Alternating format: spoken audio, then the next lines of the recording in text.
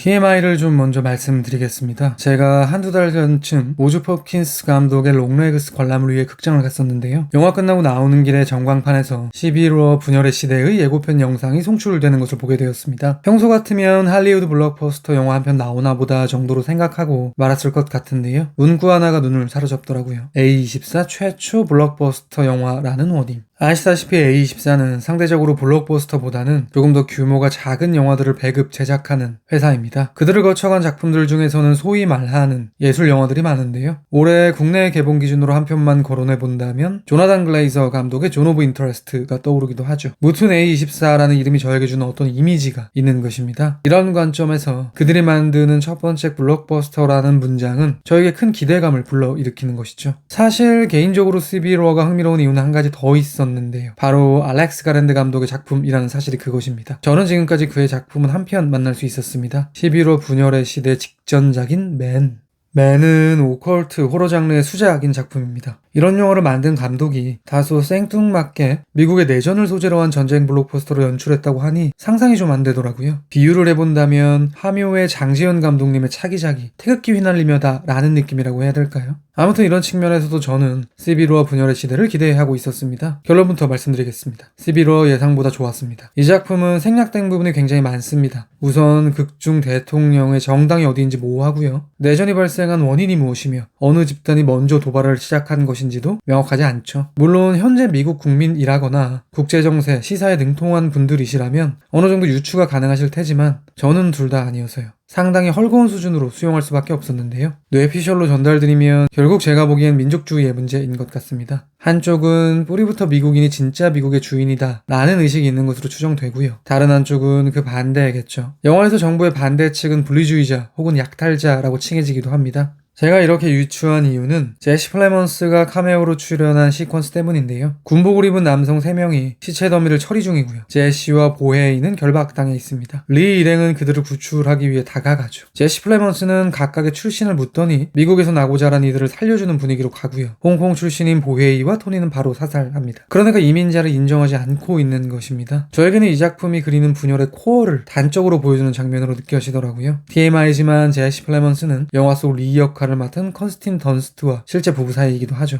이렇게 11호 분열의 시대는 현 시대와 어느 정도 맞닿는 서사를 가진 영화이기 때문에 민감하게 소형될 수 있는 부분도 있는 작품인데요. 그런 이유로 저는 이 작품이 품은 태도를 유심히 관찰했습니다. 특히 정치적 측면, 그리고 기자라는 직업 윤리적 측면에서 말이죠. 이번 리뷰에서는 이 영화가 품은 태도에 대한 저만의 추론과 질문에 대한 이야기를 드리도록 하겠습니다. 11호 분열의 시대 끝장 리뷰 지금 시작합니다.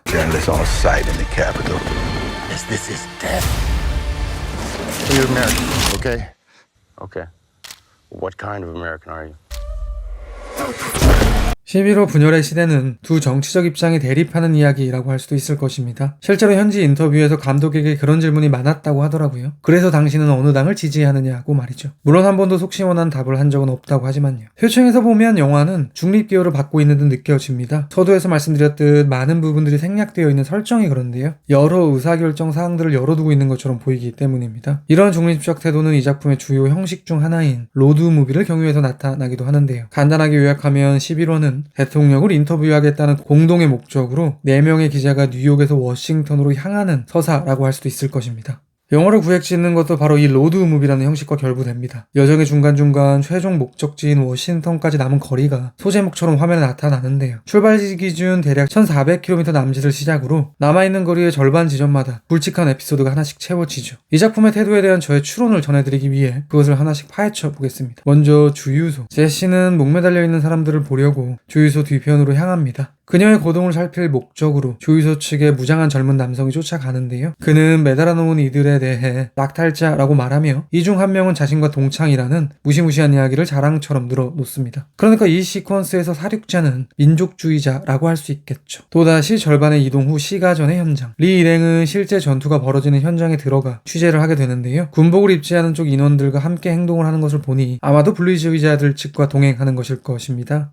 그들은 소규모 전투에서 승리하고요. 건물에 매복해 있던 국군 3명을 처형합니다. 기관총을 이용하여 연사를 하는 방식으로 처단하는데요. 영화는 그것을 다소 적나라하게 보여줍니다. 총구를 쥔 인물은 이미 그들이 죽었음에도 불구하고 시체에다가 갈긴다라는 격한 표현이 어울리는 방식으로 총을 갈깁니다. 이 에피소드에서는 반대로 분리주의자 쪽이 사륙의 주체가 되는 것입니다. 다시 절반의 이동. 폐허가 된 윈터 원더랜드 행사장. 이곳에서 리 일행은 2명의 병사를 만나게 되는데요. 그들은 멀리 저택에 매복해 있는 저격수와 대치 중에 있습니다. 조엘은 이렇게 묻죠. 당신들은 어느 쪽이냐고 말이죠. 그들은 어이가 없다는 듯 그런 것은 무의미하다는 취지의 답을 합니다. 그러니까 지금까지 말씀드린 3번의 에피소드를 종합해보면요. 양쪽 모두 비슷한 수준의 폭력을 행사하고 있는 것이고요. 끝내는 적에 대한 개념이 무화되고 사륙만이 남게 되는 것입니다. 여기까지만 보면 11호 분열의 시대는 어느 한편을 지지하는 것처럼 느껴지지는 않습니다. 두 쪽 모두 폭력의 아드레날린에 중독된 이들이 존재한다는 듯 그리고 있고요. 종국에는 전투의 정체성마저 흐릿하게 만들고 있으니까요. 그럼에도 불구하고 저는 한편으로 과연 그런가라는 의문이 들기도 하는데요. 리 일행의 다음 경유지에서 벌어지는 일 때문입니다. 바로 리뷰의 서두에 인용했던 제시 플래먼스가 호연을 한 장면. 개인적으로 이 작품에서 가장 무시무시한 시퀀스라고 생각하고요. 그 이후의 90% 이상은 제시 플래먼스의 연기 때문일 것 같습니다. 그는 명백히 민족주의자고요. 군복을 입고 있는 것을 보니 아마도 정부 측 지지자일 것 같습니다. 제시 플래먼스는 부인 커스틴 던스트의 부탁으로 카메오로 출연하게 되었다고 하는데요. 인상적인 카메오가 필요하다는 상황은 이 장면이 중요하다는 방증이겠죠. 잠깐 등장하지만 밀도감이 가득해야 하는 연기가 필요했을 것이고 그것은 창작자의 입장에서 이 시퀀스가 중요하기 때문일 테니까요. 저는 이렇게 영화가 이 장면에 공을 들이고 있다는 측면에서 창작자의 정치적 태도는 어느 한쪽으로 기울어 있을 수도 있겠구나라는 생각을 하게 된 것이죠. 그런 관점에서 보면 제시 플래먼스가 착용한 적색 선글라스도 괜스레 의미심장하게 느껴집니다. 사실 제가 시비러가 취하고 있는 입장을 반정부 측이라고 유추한 이유는요. 전작 맨의 영향도 좀 있는데요. 챕터 1의 마지막으로 그에 대한 이야기를 드리도록 하겠습니다. 맨은 기독교 신앙을 완전히 비틀어버린 작품이었습니다. 악랄하게 말하면 안티 기독교적 영화라고 할 수도 있겠죠. 시비러 분열의 시대에는 정부 측에 다음과 같은 연설이 있습니다. 정확한 워딩까지는 기억이 나진 않는데요. 아무튼 우리는 국가를 지켜야 된다는 등등 전쟁의 명분에 대한 이야기였고요. 그 끝에는 이런 멘트가 있죠. 주님을 위해 블라블라.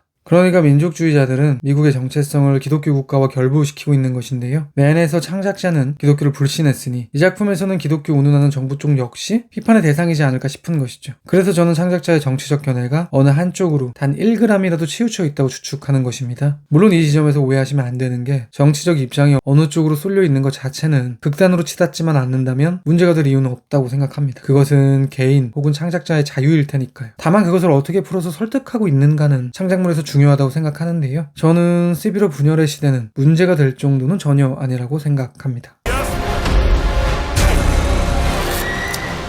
Oh my God. You don't want to miss this. God bless America.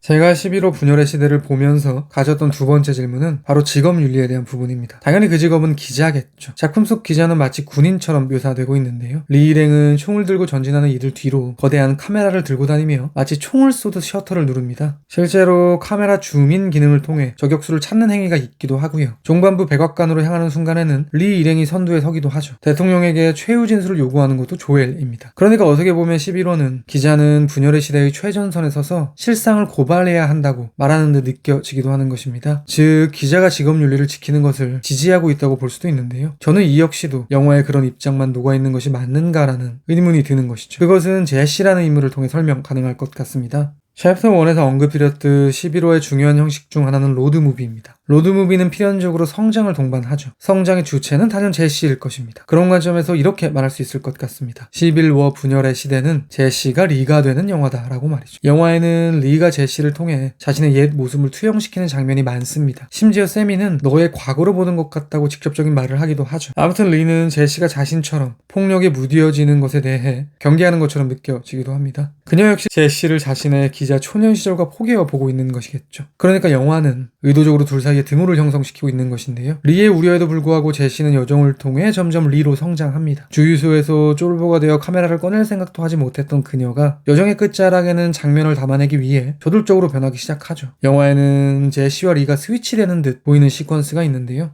백악관 앞에서 갑자기 리의 텐션이 달라집니다. 폭격 소리에 겁에 질린 듯 고개를 푹 숙이고요. 조엘의 서포트가 없이는 거의 움직이지 못하는 모습을 보이기도 합니다. 반면에 제시는 함께하는 군인들이 성가셔할 정도로 사진 한 장이라도 더 건지기 위해 고군분투하죠. 사실 리의 이러한 모습은 얼마 전 제시에게서 나타난 면면입니다. 조엘에게 거의 붙들리다시피 끌려다니곤 했던 그 모습 말이죠. 저에게는 이것이 제시의 성장에 대한 표현처럼 느껴지더라고요. 그러니까 제시가 리를 대체하게 되었고 반대로 계승이라는 목적을 달성할 리는 태퇴하게 되었다 쯤 된다고 해야 될까요? 실제로 리는 제시를 구하면서 유명을 달리합니다. 그런데 저는 바로 이 지점에서 약간의 의문이 들더라고요. 제시는 리가 본인 대신 총에 맞는 바로 그 순간에도 셔터를 누릅니다. 어떻게 보면 감정보다는 일에 대한 의지가 앞선 프로의 모습일 텐데요. 이것은 작품이 지지하는 기자윤리를 지키는 행동이기도 할 것입니다. 그럼에도 불구하고 한켠에는 서늘한 기분이 들기도 하는 것이죠. 앞서 말씀드렸듯 리는 휴머니즘이 상실되어가는 자신의 모습에 대해 회의감을 가지고 있었거든요. 마지막 순간 제시를 살린다는 그녀의 선택도 결국 기자로서가 아닌 인간으로서의 그것이었고요. 그러니까 제시의 마지막 셔터를 직업윤리로 봐야 하는가? 아니면 인간성이 사라지기 시작한 종군 기자의 어두움으로 봐야 하는가? 라는 의문이 들기도 하더라고요. 솔직히 창작자가 어떤 태도를 취하고 있는지는 모르겠습니다. 정확한 답을 주고 있는 것 같지도 않고요. 다만 기자가 대통령의 마지막을 관장한다는 점에서 기자에 대한 막강한 권한을 주는 것처럼 보이고요. 그렇다면 제시의 행동을 지지하고 있다는 저의 최초의 추론이 맞는 것이겠지 싶기도 한 것이죠.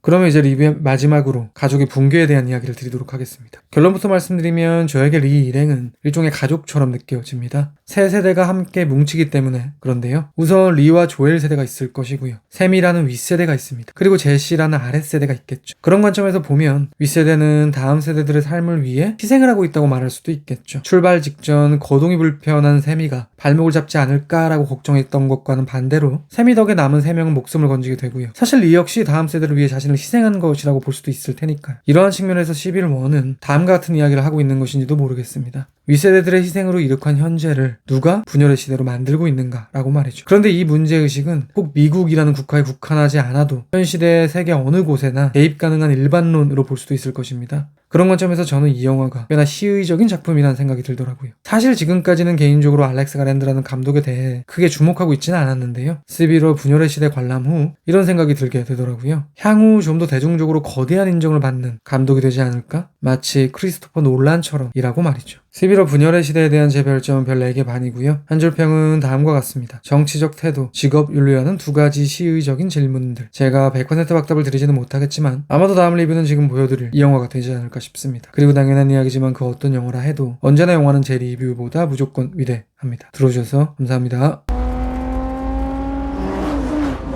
Two objects cannot occupy the same point in space, the same moment in time.